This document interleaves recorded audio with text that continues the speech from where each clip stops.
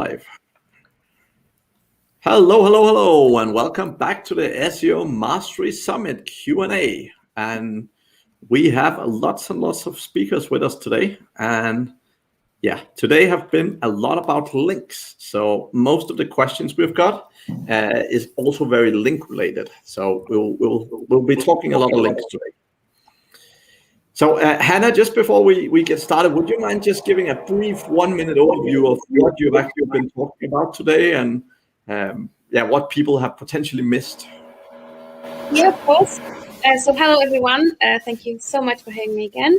I talked about how we can create content that generates links. Essentially, it's to looking at what works, what potentially doesn't, how we can create strong linkable assets to ensure that journalists like it and link back to our content. And of course, that is relevant to the readership and which are our potential customers, which also guarantees us to get some nice relevant traffic. I think that's in a nutshell.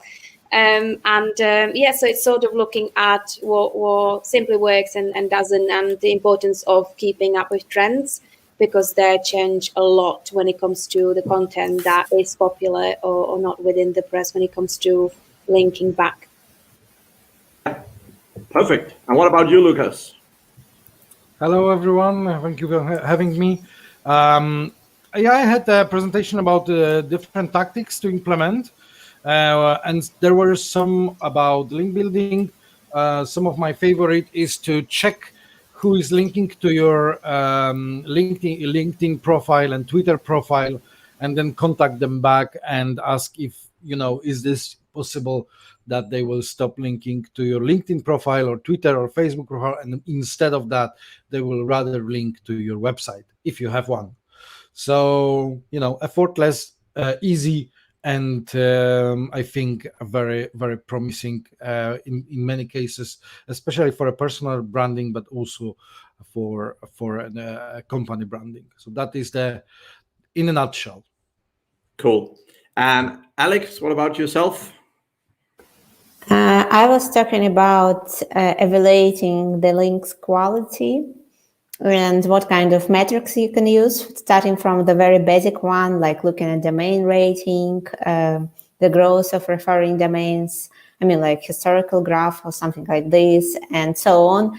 And just going down to more sophisticated ones that will involve looking like trying to get links from pages that have already gained a solid presence in Google SERPs, and so on and so forth.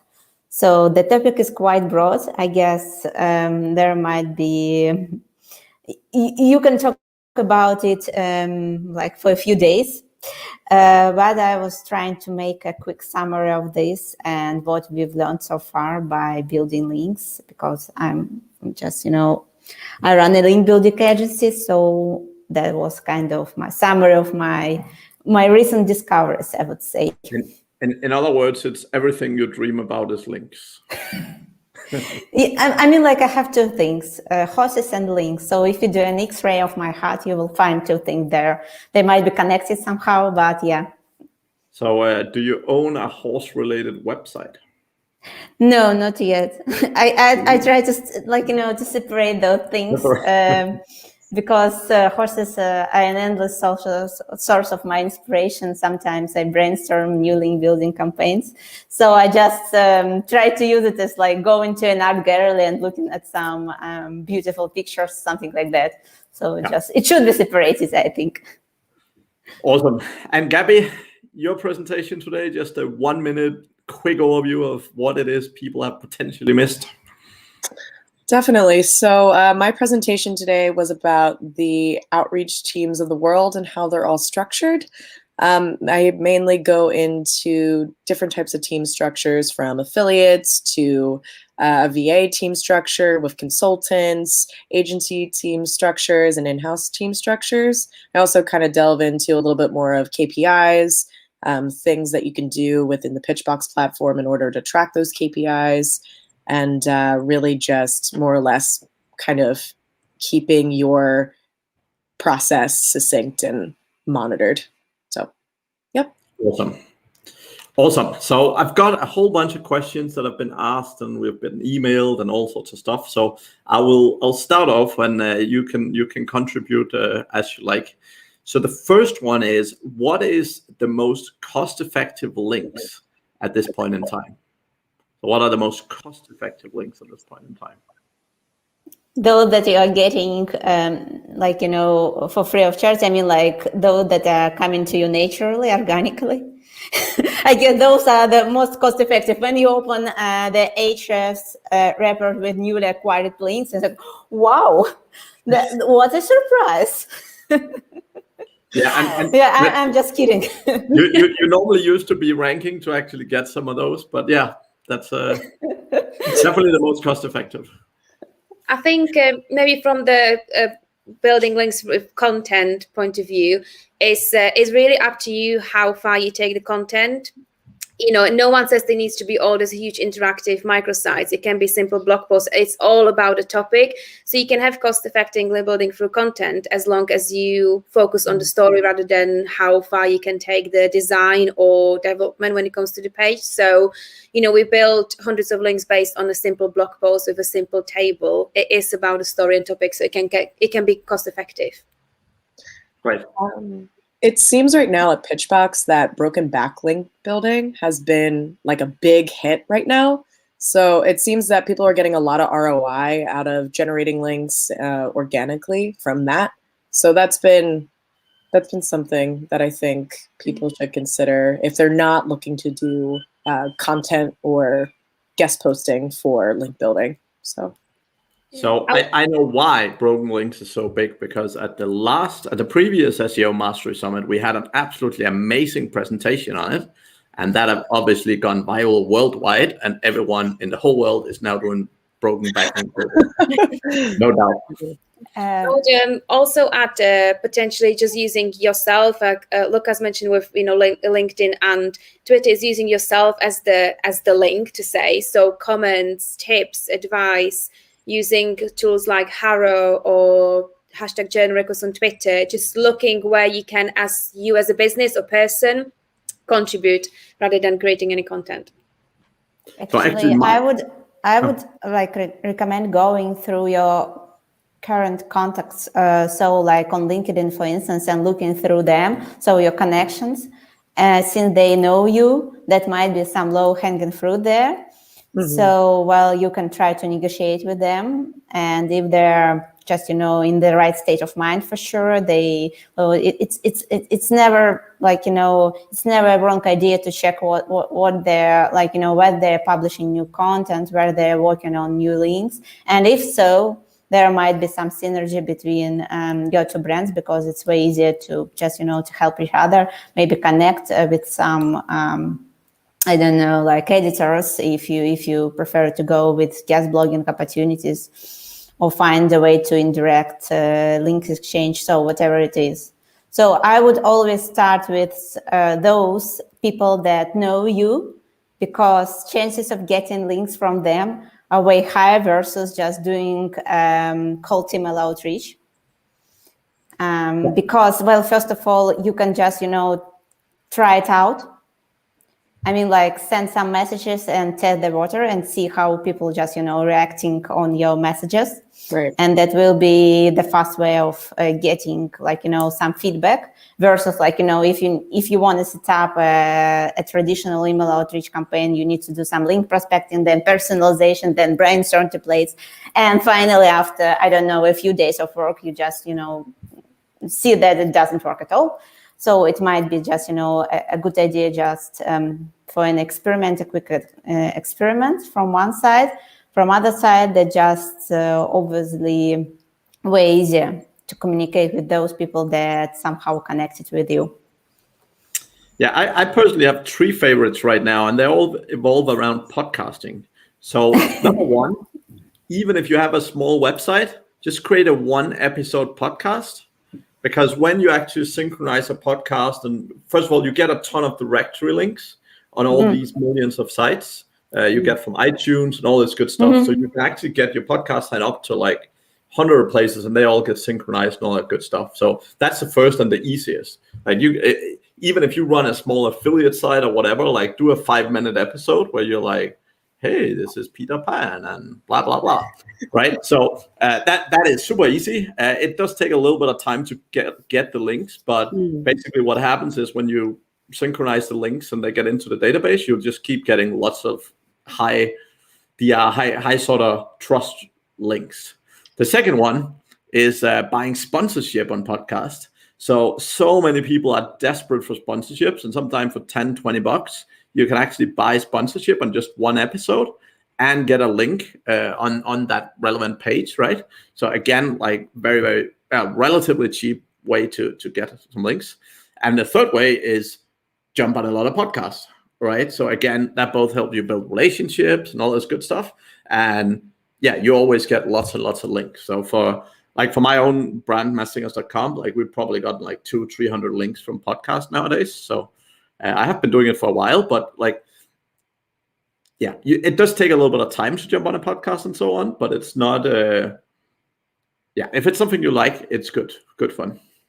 So I just wanted to add one thing. Patreon is also very good. There is lots of people who are looking you to sponsor them, and sometimes they not even, it's not like intentionally they saying like, oh, if you pay me that much, then you will get the link. They mentioning you can always ask them for a link, and obviously digital PR. I had this situation that when I launched SEO.London, a couple of months later, Wix came to me and they said that they are doing some SEO competition and they wanted me to be a judge, and I agreed. And then they done a massive PR campaign on the Spanish and English language websites, and I have like tons of very, very valuable links because of that. Fantastic. I've also heard. One more thing, because I saw the smile on Alexandra's face. We know with Alexandra for like 10 years, and I also have one link from Digital Olympus. You see how it works. Like when you know someone for a long time, links will come. Do you want a link from our new website? Of course. Who doesn't? Why am I here? This is how it works, basically, in a nutshell. Yeah, so that's one thing I would say is like link exchanges. Like I know everyone think it's like end of the world to exchange links, but we do it quite a bit. I mean, obviously it shouldn't be the majority of your link profile, but we definitely do a fair chunk of link exchanges, and we find it works very well, and it's natural, right? Because there's lots of websites out there that actually links back and forward to each other and so on. I think that the trick is just making it look not super planned, but yeah, it's still a great way to do it. And we still, particularly with niche website, when there's not too many, those links can really make a huge difference. So.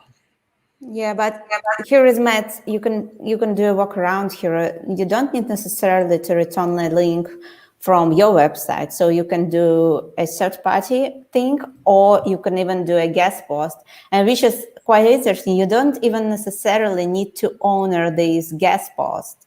So if you don't want to honor it by some reasons, you don't have time to produce good content, you could hire a copywriter that has some profile and ask them to write some blog post for you where you could get links back to your partners. Sure. So there are plenty of ways of doing this, actually. Yeah. So you just need to be creative. Yeah, so one of the things is we often build at least 2 sites in the same niche. And one I understand this. Links, right? Because then you can get a link for one side and link out from the other side, and then you kind of weigh it up over time. And you just need to make sure to put them on a separate service, and not to just create one Google account that will be like when you just connect Google accounts to one email. In that way, it's going to be also pretty straightforward. So you need to separate everything. But yeah, for sure. Yeah, we always do. So yeah, excellent. Let's look at the next question here. So the next question is from it looks like a Finnish name, Anfin, and he's saying, I feel guest posts have been totally blown over the last 2 years. Do they still make sense at all? Yeah, they do. I would say it's an essential part of your presence. I mean, like if you want to showcase to Google that you're a real expert. I'm not talking about those low quality guest posts that agency publishes on some mediocre website that actually content or link farms. It depends. But yeah, be aware of this, definitely. If you see a website that doesn't represent a real brand, it's like generic one, some content there, so news websites, media websites, most probably in 99% that will be a link or content farm that is widely used by link builders, so they are just ripping you off. Because basically the value of this link is near to zero from my perspective. But if you do it right, I mean, like not doing it just not solely for link building, but more for your brand awareness. You just, you produce good content. You do a few guest posts per month on solid websites to grow your brand awareness with some strategic idea behind this. I mean, like if you're, for instance, in the digital marketing niche, you might be the end point of your journey in guest blogging most probably will be getting your own column on the Moz blog or on the HubSpot blog. So you do it with having this idea in mind, and firstly you create your portfolio, then you move forward with this. So in that way, it's definitely very important. And what I should say sometimes, that the missing kind of puzzle of your link building strategy, because especially for affiliate websites, we have an affiliate website among our clients, and they have tons of links. Really, they are very big one. They have tons of traffic, but the issue with them that they don't really represent a real brand. I mean, like Google doesn't know who are they, what they are doing in reality besides having this website. So they don't have any footprint.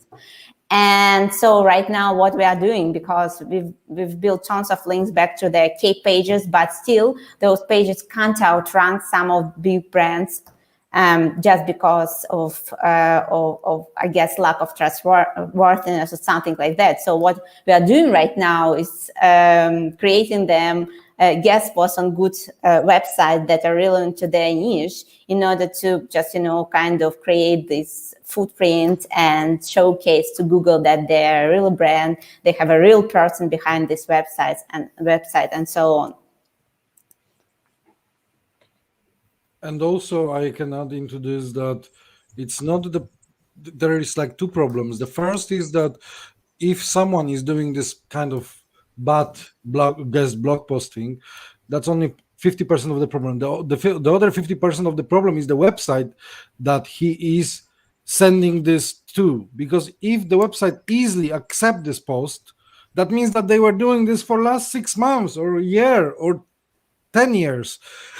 And that automatically means that the website is really crap quality. For example, let's say hypothetically, if Hannah would like to put a guest blog post about something related to SEO on my blog, I would be absolutely fine because I know that she's an expert. If you, Mads, would like to put something about organizing an online SEO conference, that's the same, because I know that it's coming. I would probably even be okay if Neil Patel would send me a request. But actually, I just received something. I think you might. It's like we are touching 50 Shades digital marketing. Yeah, it's like close to it.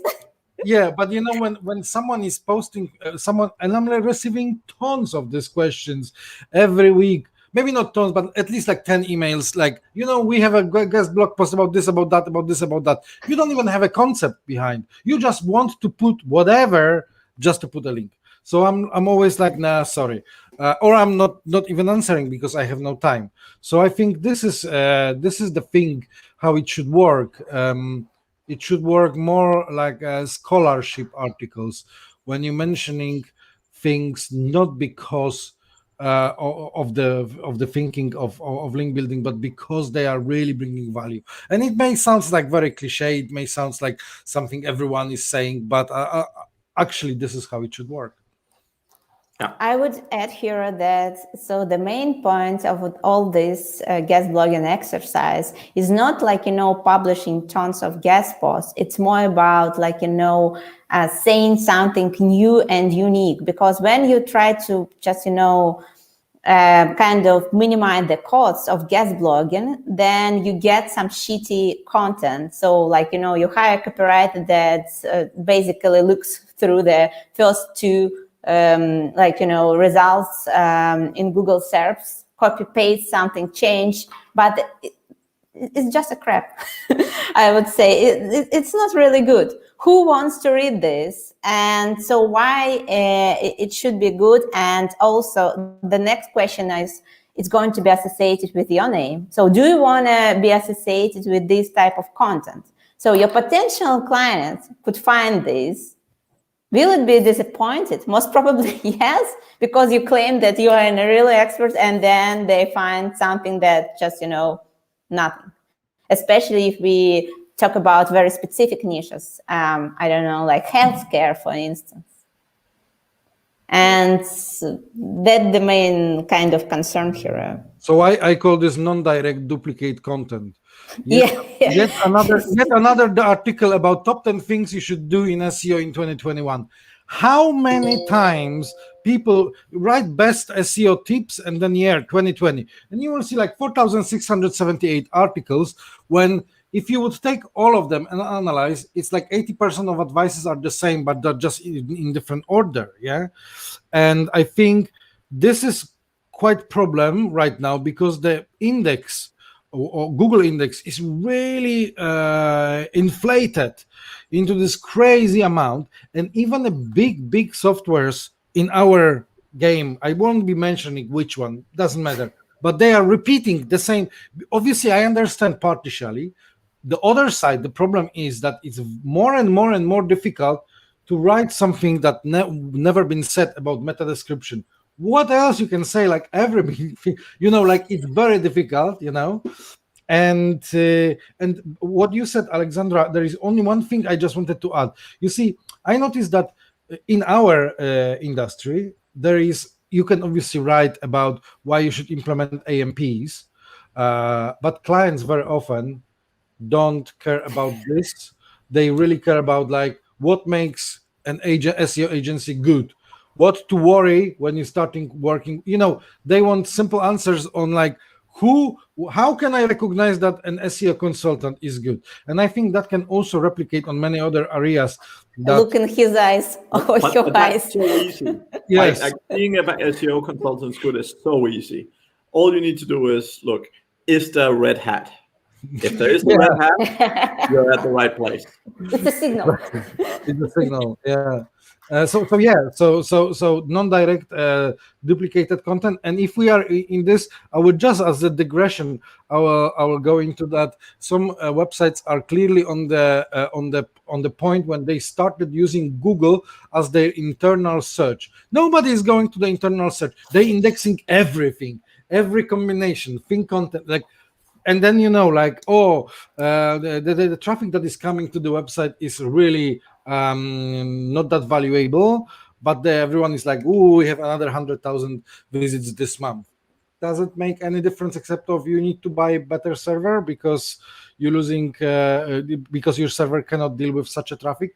But obviously, that's another philosophical question. I have many of this, Be careful. Makes a lot of sense, and I think, too many people focus too much on quantity when it comes to guest posts, and not enough on the quality, right? That would sort of be my take, because the same way goes to links as well. Let's build 1,000 mediocre links, and they are going to change the thing in our life. Yeah. Well, sometimes they do things, but sometimes but then you need to disavow them. They're not going to close your future link gap. They don't think about let's do it for today. So everyone, they're kind of a strategy of thinking of today. I noticed a lot of marketers just think what's going to happen today, and it's not going to work like this, because you always have tomorrow. Yep. That is very correct. That is very correct. So I would say as well, like I think when you're looking at a lot of link building, right? I think I mean the way that Google is going, again, it is becoming a lot more a game of quality versus quantity, right? And I mean I know more and more people that are primarily focusing now on Haro and these very, very high quality links rather than just, you know, spamming guest posts everywhere. I think it also depends a little bit the type of site. So like with my brand, for example, at mathsingers.com, like I don't post any blog posts because I'm so concerned about my reputation that I don't just want some random person writing something about management and then have it published, right? And I hate writing, so those two things means I don't write any written content. I do some videos and stuff instead. But You need just what you need to do. You just need to ask someone to use your podcasts to write to turn it into written content. Actually, you have some content in reality. So we have done a little bit of that, yeah. Yeah. But yeah, I mean that's but oppositely, if I'm working on an affiliate site or something, you know, my barrier of quality or barrier to entry to get on an affiliate site is let's just say it's a little bit different. So yeah, for sure. That's but something. It depends on how, like, you know, big this affiliate website and what kind of, like, you know, business goals you have, because I know some websites, they are also only going with some high quality profile links because they've already built a solid one and they want to just, you know, continue getting revenue streams from this website. But for sure, it depends.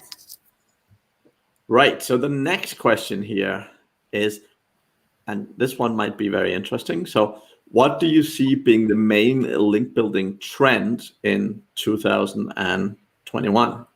So it's a little bit similar to what we answered earlier, but anything new or anything you think that we haven't seen much of before that's suddenly going to pop up with this year?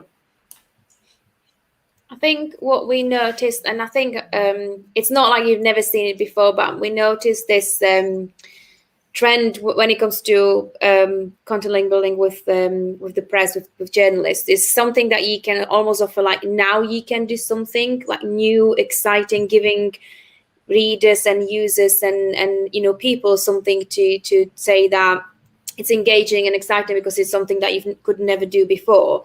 And it can, you know, I think there's a lot of let's say PR stunts when it's fake, where it's, you know, new product or new activity that you can now do, but obviously it doesn't exist as simply link building exercise.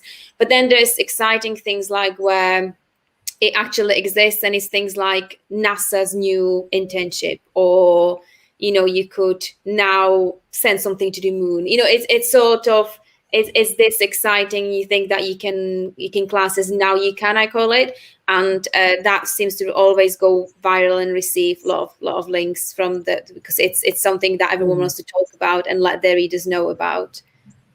Yeah. I did a talk at Brighton a couple of weeks ago, and it actually covered something pretty similar to this, coincidentally. It was mainly focusing on frequently used words in outreach pitches through Pitchbox. And essentially, one of the things that we noticed was that sponsorships and partnerships was used most frequently. And it looks like that's going to be an upward trend, most likely in the link building space. So I'm really interested in it because, as you know, I mean, Alex touched on it earlier, that relationship link building is like probably the strongest attribution model for like getting links out there and generating high quality links. But I'm wondering how that's going to happen, especially with like bigger partnerships. Like, how are bigger brands going to kind of like collaborate in order to generate a lot more links? Like, are they going to use things that are link bait and they're going to generate like a ton of links that way? Or are they going to just do a ton of guest posts, really try to build each other up that way? I'm kind of curious to see like how that's going to pan out, but I thought that was an interesting point to bring up for this conversation. So I've definitely seen two things that I think actually point a little bit in this direction. So we've definitely seen quite a few brands that have started to partner up with competitors. So sometimes it's the 3, 4, 5 biggest in the space who actually partner up, and, you know, they comment on each other's stuff, and they like really socially sharing, and it to some extent it looked like they're actually collaborating a lot, which normally would be very weird for 4 or 5 competitors. But when you actually look at SEO, it makes a lot of sense, right? Because if everyone does better, it's typically for common good, right? So I've definitely noticed that, particularly in the affiliate field, where some big competitors now we both had people reach out to you and say, hey, we're building this little network, and so on.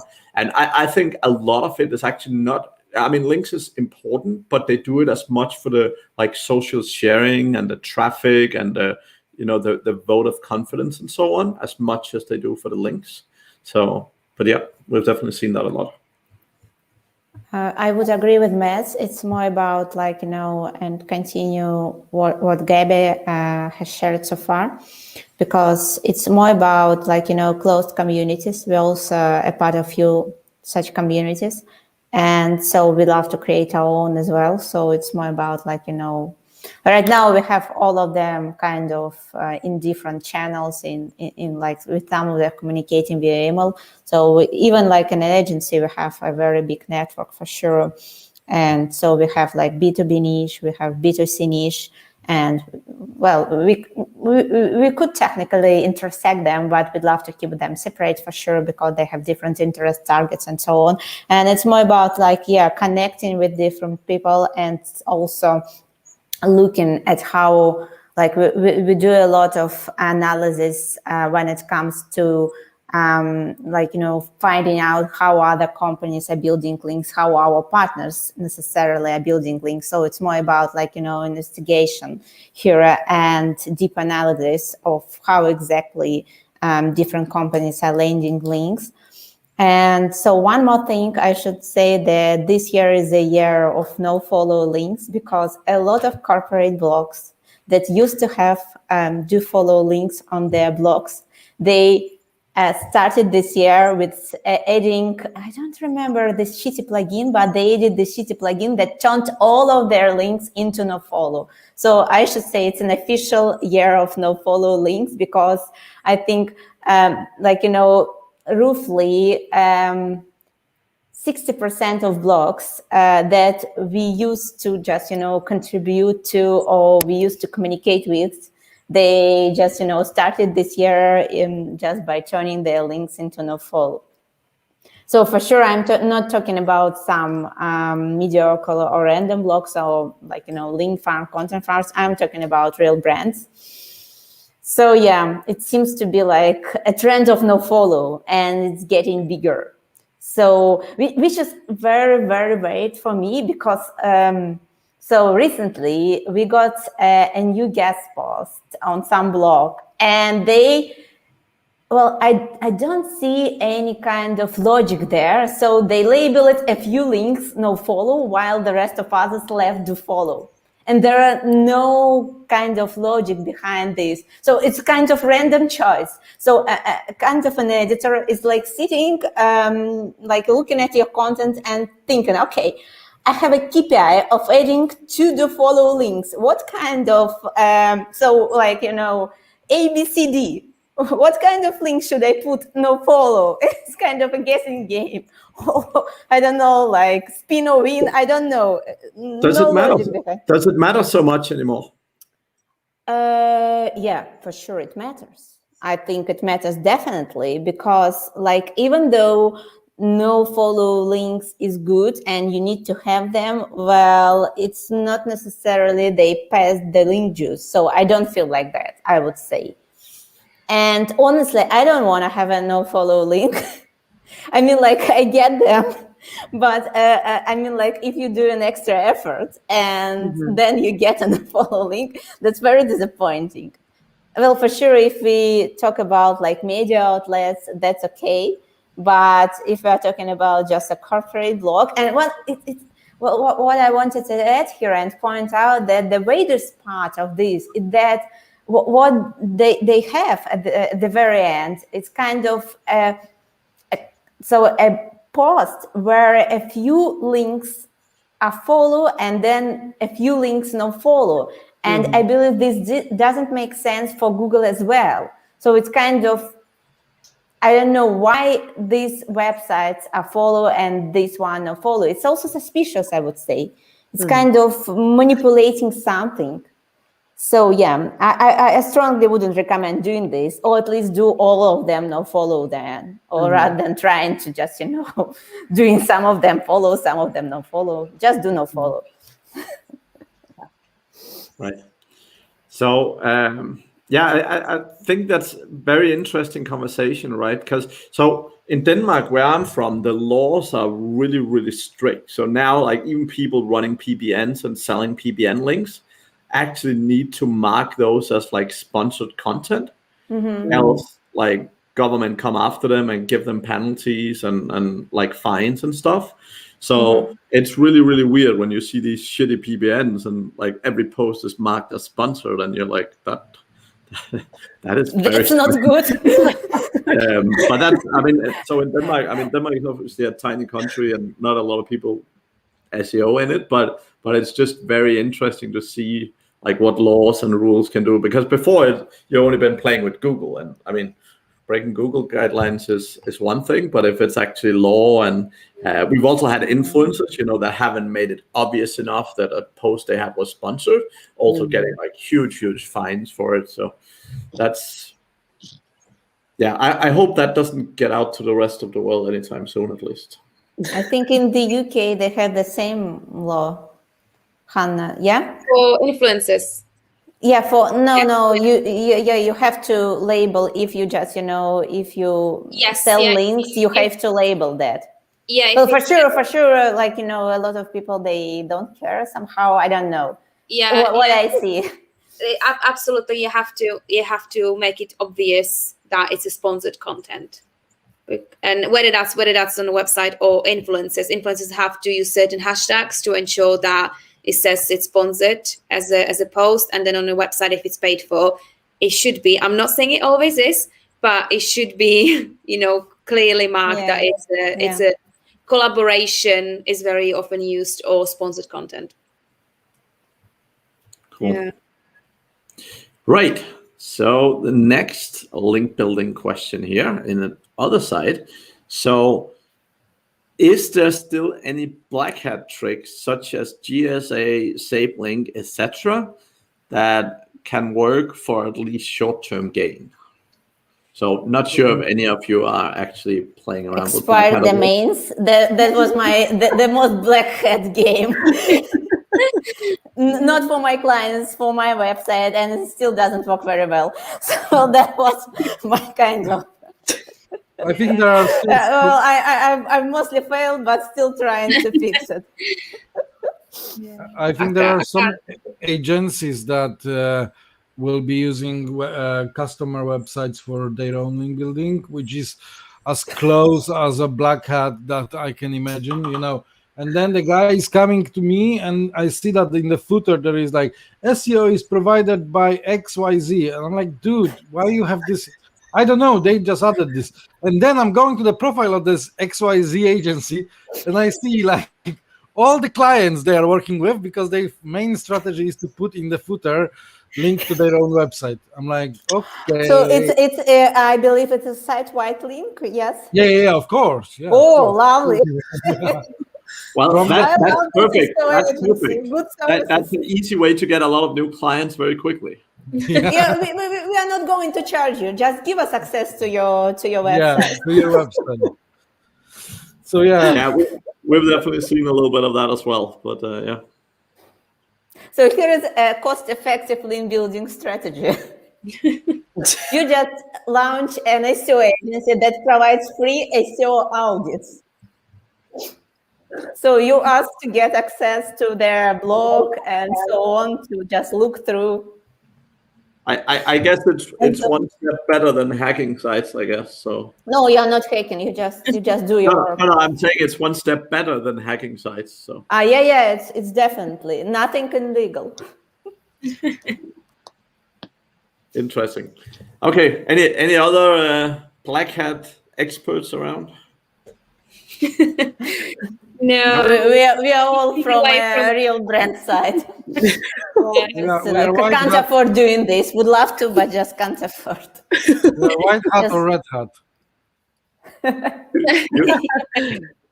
You guys are all too well behaved, huh? Yes, we are. Excellent. Is Skyscraper still an effective link building strategy?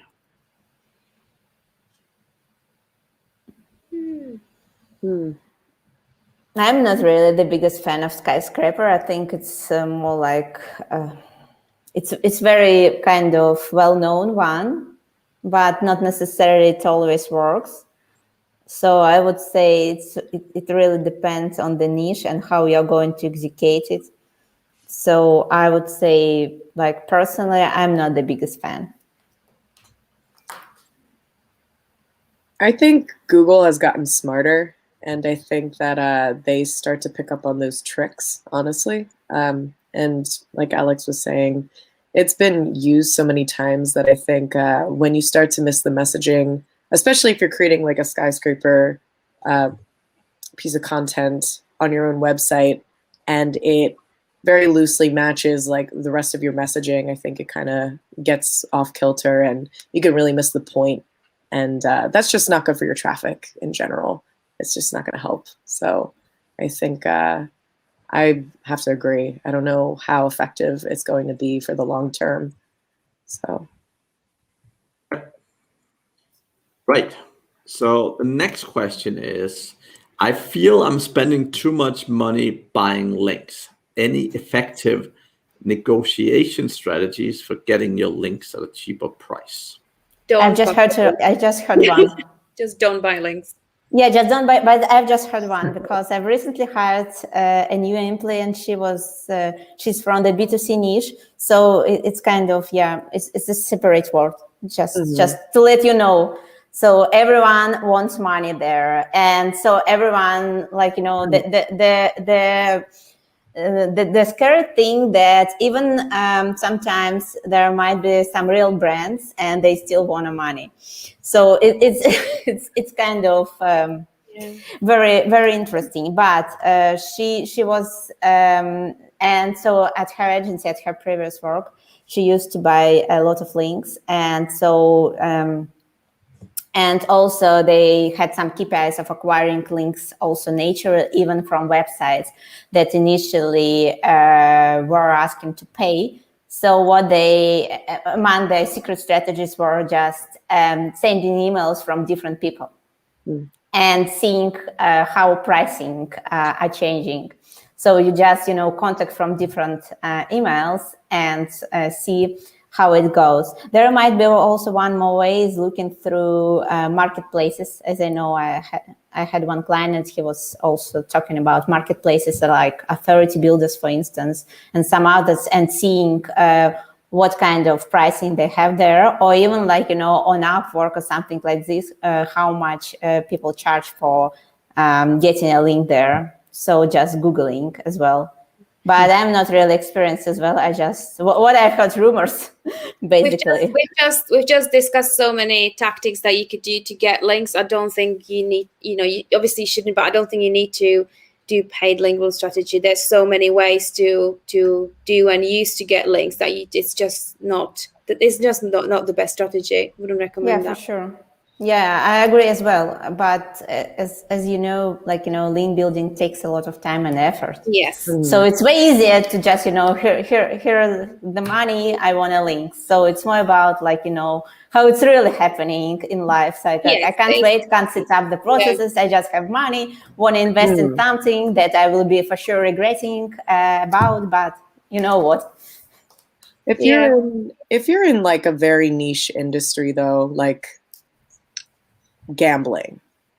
Gambling. It's so hard. It's just so hard to get a link. And I know that a lot of those people that are working with those sites are typically buying links. And what I've heard is, so like, not B2C, not B2B, they should not be buying links. I definitely agree with that. But like something like gambling, porn, things that are not really talked about and very odd, I think, sometimes to talk about for some people.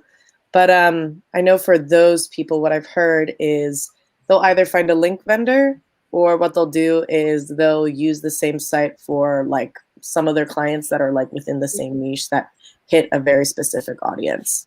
So like if you are a gambling site and then you have like multiple gambling sites, you just continuously use that same person, which can generate. So I would suggest if you are a gambling site, if you just open any of your competitors in True. Ahrefs, 90% of the links they have will be bought, and you can probably buy them at roughly the same price. So Yeah, for Yeah. sure. Yeah. There are some Also, you can create a fake profile as well that will Yeah. be also a workaround.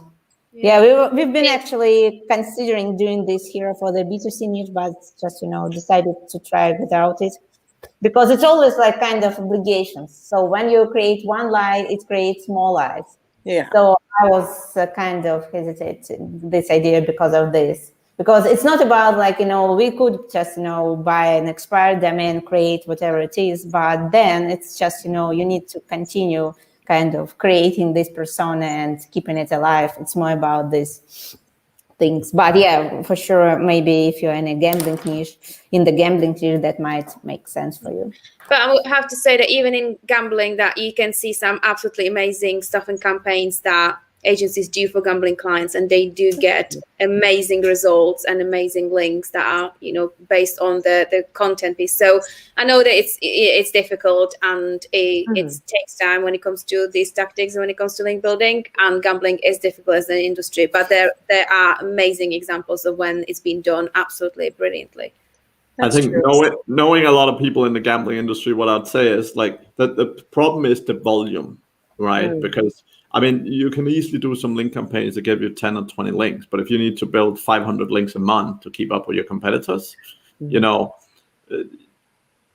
need some really, really solid link building campaigns to get those kind of volumes, right? And I mean, a good friend of mine run about 20 gambling sites, and they spend a lot of money every month on links, and there is no way on earth they could ever somehow generate those links in a some way natural way if they have to keep up with the velocity, right? Now you could argue that hopefully over time Google gets better, but at this point in time they're definitely not there, right? Yeah, for sure. Okay, very good. Let's see the next question. We finally have, so we are having some problems with the Facebook live stream. So everyone is joining through YouTube at the moment. So I think some people have a little bit difficulty asking questions, unfortunately, but luckily we got tons and tons from emails and so on. So the next one is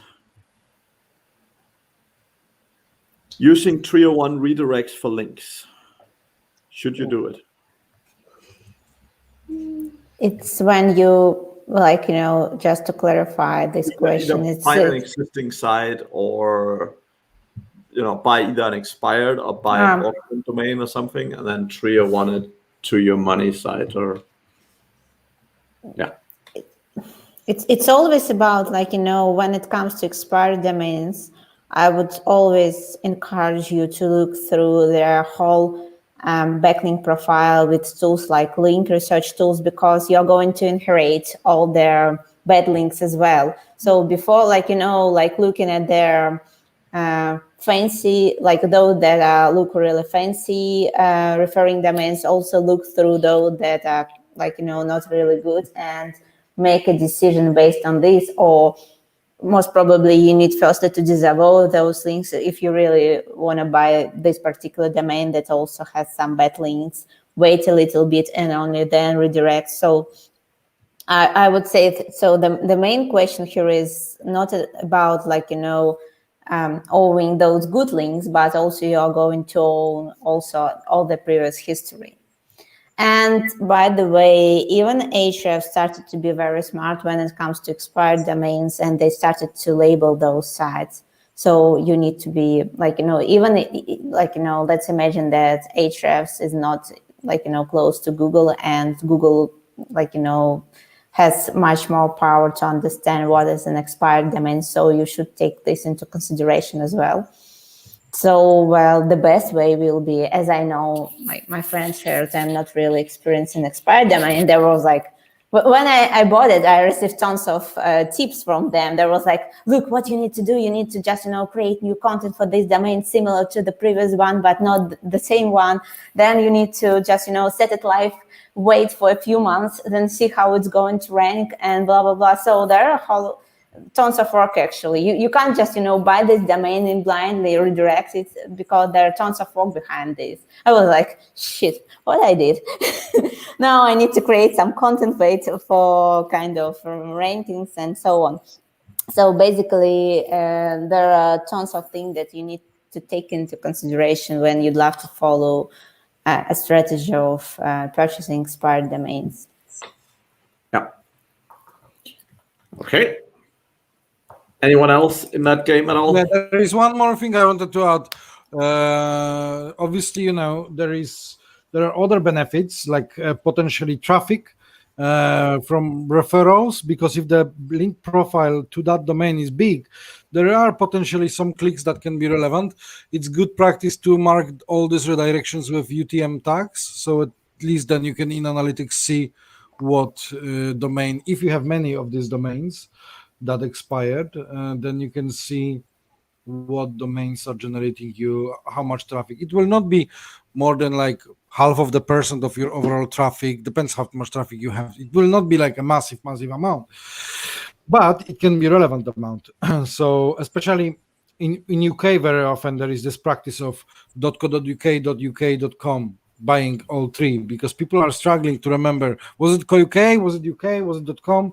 I remember how many times there was back in the day. It was Thomson Holidays and Thomson Reuters.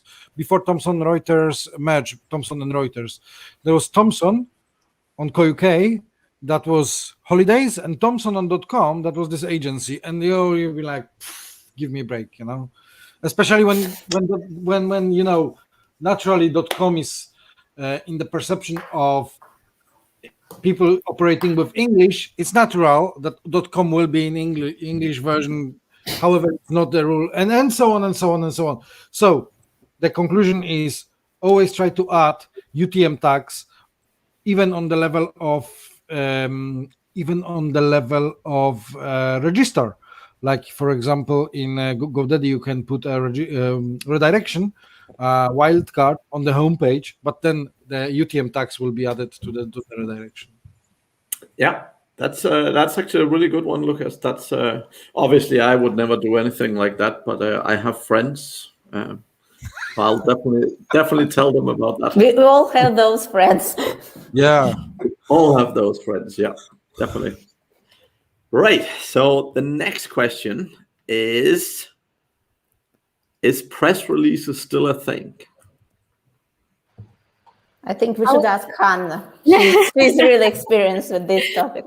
I'll take this one. I think it is when relevant, and that goes everything. So if you, let's say, do a big study or analysis, and it makes sense to explain to whoever you're contacting what you've done, why you've done it, how you've done it, methodology, findings, main stuff. So almost the summary is the press release of what you want to send across. Now, if you do amazing map visualizing something and the picture really says 1,000 words, it's sometimes better to share what you've got rather than try to write this extensive, press releases. If it's, it can be press releases about the fact that you are having, anniversary in your business, or you hired someone, or you got new side as a bigger office and you're growing, or reporting on your successful year, that makes sense for press release because you need to share all the information.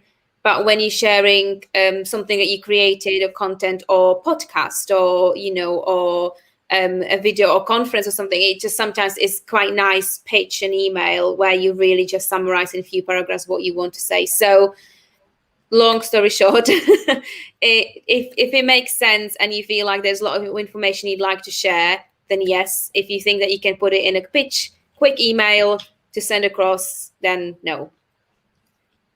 Okay, makes sense. And I think we have time for one more.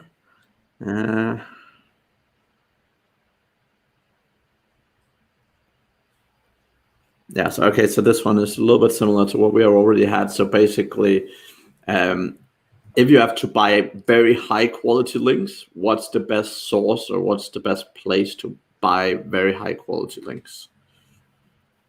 So people don't sell very high quality links. Okay, Then the problem is You they hire an agency to do that, or they do it internally. Yeah. So I guess, like, yeah, Hannah, go ahead. Sorry, no, just because you have to offer something good to get a high quality link. You don't buy high quality link.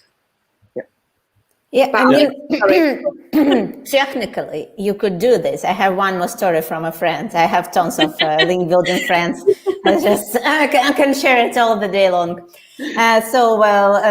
Sadly, we see each other very rarely nowadays. But thanks to how it's the new one thing, SoundCloud, yeah, or something like that. How does it called? The one where you can chat with everyone. Clubhouse. I called it SoundCloud. Yeah, Clubhouse. So thanks to Clubhouse and audio messages on Facebook, I'm still getting them. So here is the story. I just don't, one more time, disclaimer, I don't recommend copy pasting it. It's just food for thought. We don't do this at Digital Olympus, but here's what I heard so far. So basically, he shared a story about getting some top-notch links, especially from journalists. So basically, what you need to do, you need to find their real profiles, and you need to find their mobile phones.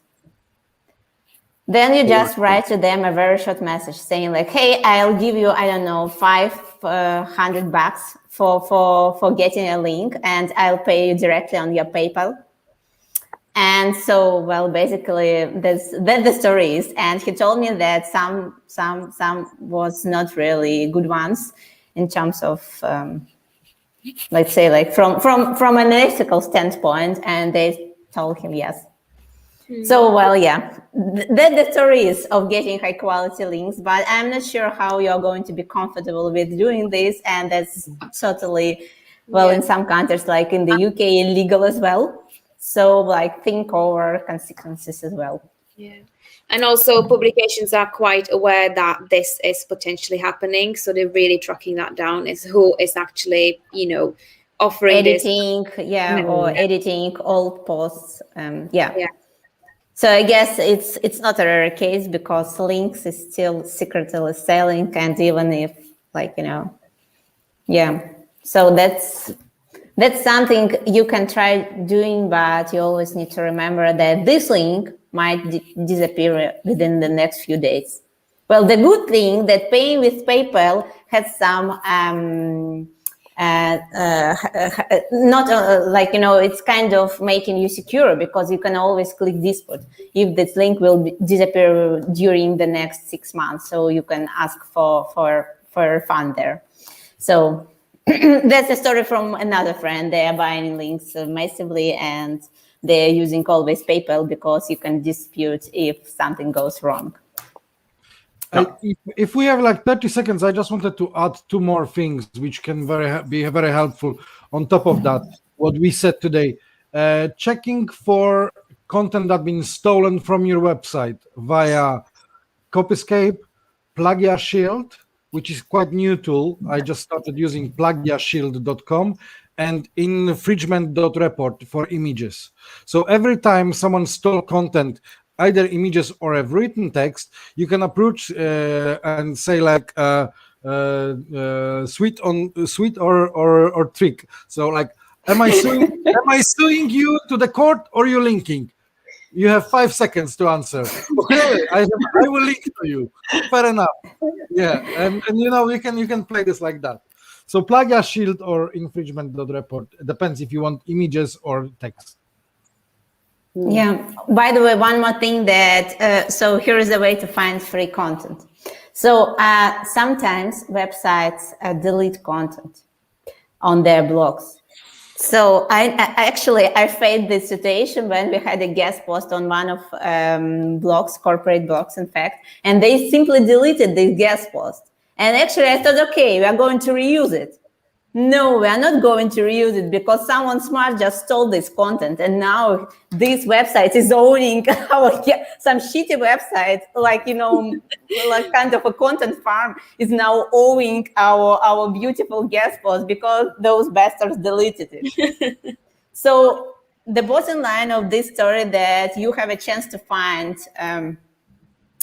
free content basically by looking through websites that you might know that have a tendency to delete posts, and just use it if you need it for expired domains or something like that. So you don't even need to write content, you can just find it. If you will be fast and furious for sure, because someone could be faster than you. What's happened with that? Yeah. Excellent, guys. Thank you all very much for joining. Lots of good answers and lots of interesting discussions. So thank you all very much. And to the audience, we'll be back again tomorrow. Thank Bye-bye, you. everyone. Thank you. Bye-bye. Thank you.